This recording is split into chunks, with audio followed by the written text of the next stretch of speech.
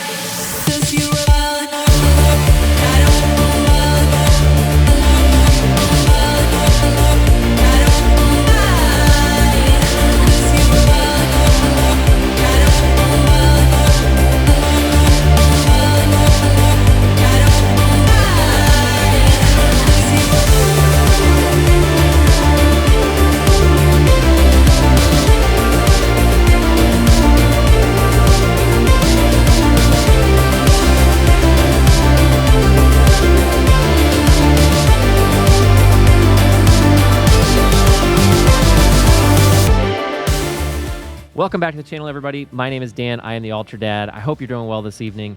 I am super excited to talk tonight about the Mohican 100 trail run, ultra trail run, that is starting in 3 weeks. That's really crazy to think. Wow. All right, so I hope you enjoyed my video from today, going out and running with my daughter. I had a great time over at Twin Creek with her. We went 4 miles, and we finished in about 55 minutes, so pretty laid back, but she did a great job. She is a really good athlete for her age, and I just love watching her run. So anyway, let's talk about the Mohican 100. Man, it is coming up so soon, and it's just crazy to think. I was watching a video by one of my friends, Ryan Day from I Run on Beer, and he was talking about some of his thoughts as far as strategy with the Mohican 100. He's going to be there, of course, along with a bunch of other friends. It's going to be a lot of fun. But I thought I might put out some of my thoughts a little bit just to let you know what I'm thinking. So basically, I have 2 main ideas as far as strategies for the Mohican 100. So maybe you can kind of help me out. Let me know what you think of each strategy. I think I know how most of you will lean, but let's talk a little bit of strategy for the Mohican 100. So strategy number 1 is kind of do what I did last year, and that is run the first 2 loops like I'm running a 50-miler. And go pretty fast. I think the first loop I ran, it was just under 6 hours. The second loop was just over 6 hours.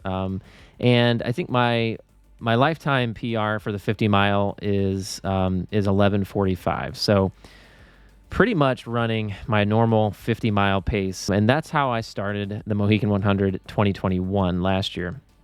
And let's just say it definitely backfired on me. Loop 3 and Loop 4 were very painful events for me.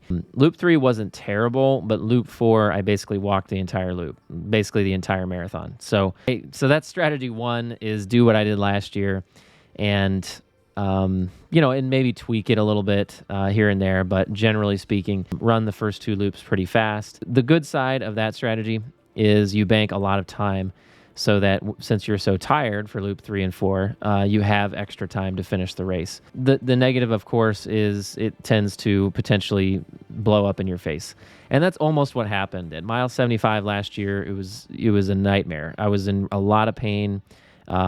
Mentally, I was struggling, and basically, I almost threw in the towel. I was really, really close, like this close, to throwing in the towel and quitting. Thankfully, because I had my brother, my mom, my dad, my wife there encouraging me and kind of giving me a good kick in the butt, I was able to continue on and finish the race last year. But barely. I finished, I think, 30 minutes before the final cutoff, so 31 and a half hours or so.